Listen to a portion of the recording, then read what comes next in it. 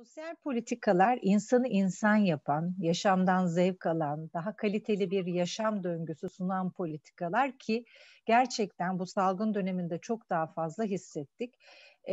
Salgınla ilgili bir problemi olmayanların dahi ağır depresyonda olduğu, yaşamdan aldığı zevklerin kaybolduğu dönemde sosyal politikaların önemi çok daha fazla hissedildi. Sosyal politikalarda biz pandemi sürecinde daha tıbbi süreçlerde de çok büyük zafiyetler vardı maalesef. Ekonomiye zaten kötü bir ekonomiyle yakalanmıştık maalesef salgına. Böyle de bir zafiyet. Her zaman önce tencerenin kaynaması problemidir biliyorsunuz. Dolayısıyla biz Cumhuriyet Halk Partisi olarak sürekli bunu söyledik. İnsanlar bu salgın sürecinde gelir sorununu hissetmesinler. 65 yaş özelinde de o yaş grubunda kayıt dışı çalışma çok fazla maalesef.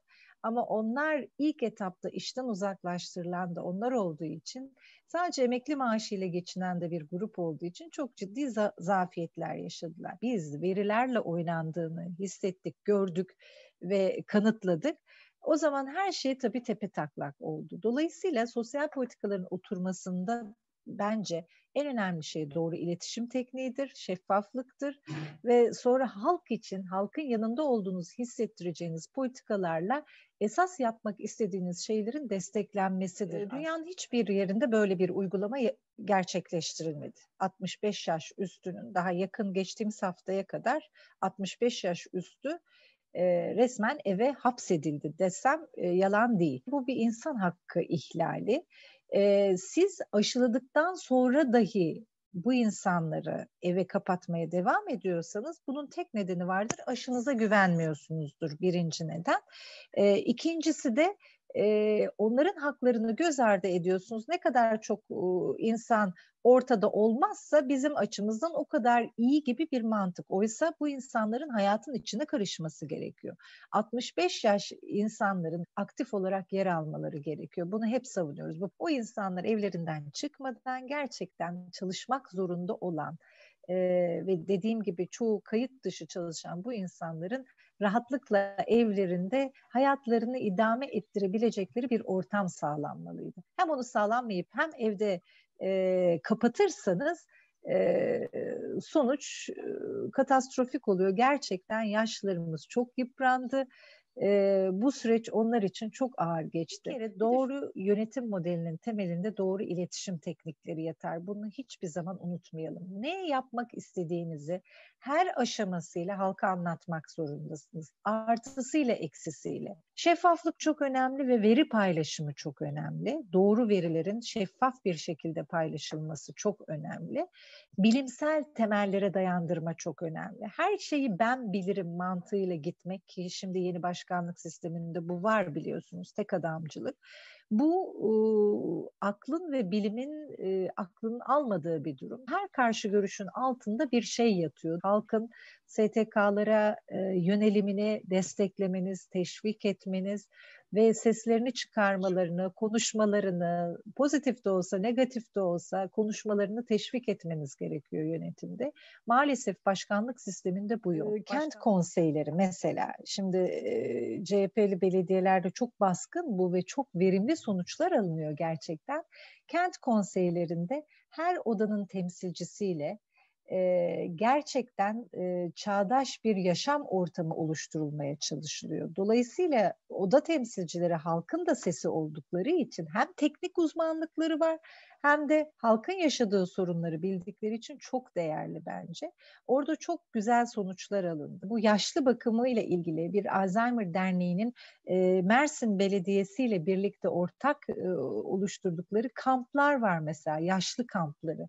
Bu o kadar değerli bir şey ki, hayata o kadar güzel dokunuşlar katan şeyler ki hem insana dokunabiliyorsunuz yerel yönetim ve sivil toplum kuruluşları ile birlikte, insana birebir dokunabiliyorsunuz, hem sorunlarını yerinde tespit edebiliyorsunuz, hem anında çözüm üretebiliyorsunuz periyodik toplantılarınızla. Daha uzmanlık alanı olan teknik bilgiyi de beraberinde konuşabiliyorsunuz. Bu çok değerli. Cumhuriyet Halk Partisi özelinde konuşacak olursak bizim bir genel başkan yardımcımız sadece bu işlerle ilgileniyor. Yani sivil toplum kuruluşları, sendikalar, odalar, dernekler, bu çok önemli. hem onların sesi oluyorlar hem de onlara kulak veriyorlar. Yani hem dinleme hem sözel olarak ifade etme açısından çok önemli. Sorunları birebir onların ağzından dinleyip odaklanılmış bir konsantrasyon var. Siyasi partilerde bu çok önemli ve her siyasi partide böyle bir branşlaşmayı görmüyoruz. Doğru iş mi yapıyorum acaba diyorsunuz. Bu emeğe değer mi acaba diyorsunuz. Çünkü yaptığınız, uğraştığınız şeyin meyvelerini az da olsa toplamanız lazım. Bu dönemde sağlık teknolojilerinde çok önemliydi ama mesela sesimizi duyuramadık. Online muayeneler. Hastalar sahipsiz kalmasın, evlerinden çıkamıyorlar, diğer hastalıkları için gidemiyorlar. Bunlar için bir takım yöntemler önerdik. Online muayene belli branşlarda çok rahatlıkla yapılabilir dedik. Psikiyatri gibi, dermatoloji gibi. Sonra şöyle oldu. Evet bunu yaptılar ama sizle değil biz kendi adamlarımızla farklı şekilde yaparız dendi. İşinizin aslında STK'lar çok önemli bir fasilitatörlerdir. Yani işin kolaylaştırıcısı. Sizin işlerinizi daha kolay, halk tarafından daha kabul edilir yapmanızı sağlayacak topluluklardır. Dolayısıyla olaya böyle bakarsanız, güven zemininde de oturtursanız çok büyük faydalar sağlayacakken iktidarlar maalesef kutuplaşmalar nedeniyle, derin kutuplaşmalar nedeniyle kulaklar tıkanıyor. Ama her konuda dinlenince öğrenecek ve faydalanacak çok büyük bilgiler olduğunu düşünüyorum. Sivil aktörlerin biraz daha empati yeteneklerinin daha gelişmiş olması gerekir diye düşünüyorum. Şöyle,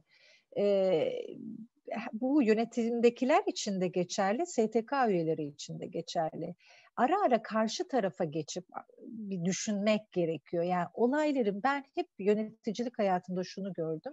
İnsanların söylediği hemen hemen hep doğru oluyor da önceliklendirme konusunda sıkıntılar yaşanıyor. Daha mücadeleci olmalılar. Pes etme çok oluyor bu gruplarda biliyorsunuz.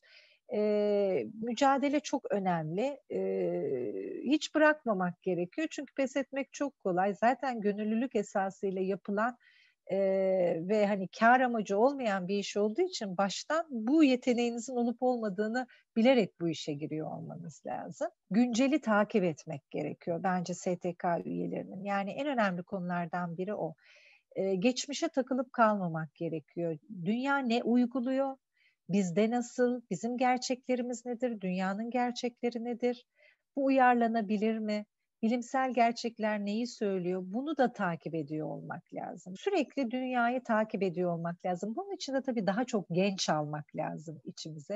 Ve ben kadınların daha fazla olması gerektiğini düşünüyorum. Çünkü kadınların algıları çok açık gerçekten. Dünyayı takip etme özellikleri çok daha fazla. Aynı anda birden fazla iş üretebilme yetenekleri çok fazla. Çok daha mücadeleciler kadınlar. Çok daha sabırlılar. Dolayısıyla STK üyelikleri için çok uygun tiplemeler. Yani ben daha fazla kadının ve tabii ki daha fazla gencin bu işler içinde yer alması gerektiğini düşünüyorum. Ben kent konseyi örneğini vereceğim. Gene orada çünkü çok beğeniyorum gerçekten yapılan işin. Aynı şeyi kamuya taşımak lazım. Yani merkezi yönetime taşımak lazım her konuda. Kendi sağlık konusunda bakacak olursak derneklerin, odaların temsiliyeti yok Sağlık Bakanlığı'nda. Şimdi Bilim Kurulu'nda Tabipler Odası'nın, Türk Tabipler Birliği'nin temsiliyeti yok mesela. Yani bu kabul edilebilir bir şey değil. Bence bakanlıklar nezdinde de aynen yerel yönetimin kent konseylerinde yaptığı gibi hem halktan hem STK üyelerinden mutlaka düzenli olarak temsilcilerin kulak verecek düzenli organizasyonlar düzenlenmesi gerekiyor. Bu önemli olan yapacağınız her işi, çıkaracağınız her yönetmeliği, her kanunu mutlaka tüm taraflarla bir arada masanın etrafında tüm temsiliyetlerin ters muhalif söylemlerinde dahil olduğu tüm temsiliyetlerin olması çok önemli, çok hayal. Eğer bir ideolojiniz ve inandığınız bir şey varsa STK üyeleriyle kıran kırana çatışmalısınız da yani o çarpışmalısınız, onları ikna etmeye çalışmalısınız. Sizin kendi söylediğiniz şeyin doğru olduğuna inanıyorsanız eğer, neden bunun doğru olduğunu onları ikna etmelisiniz. Muhalif ses duymak her zaman iyidir. Her zaman sizin ufkunuzu genişletir, hayata bakışınızı değiştirir, topluma çok büyük fayda sağlar. O güç zehirlenmesi var ya, herkesin o koltuğa oturduğunda yaşadığı güç zehirlenmesi, onun önüne geçmesi açısından da çok önemli. Siz kapılarınızı hep muhalif seslere açmalısınız ki bir kere egonuz o noktalara çıkmasın. Gerçekten yaptığınız her adımı çok daha iyi irdeleyin, iyi düşünün. Hem kendinize çeki düzen verin, hem de siz o insanlardan biri olduğunuzu, standart bir insan olduğunuzu hatırlayın her zaman.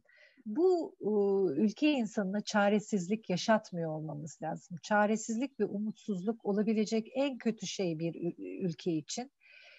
Toplum olarak maalesef şu anda o noktadayız. Bu noktada sivil toplum kuruluşlarına da çok büyük görevler düşüyor.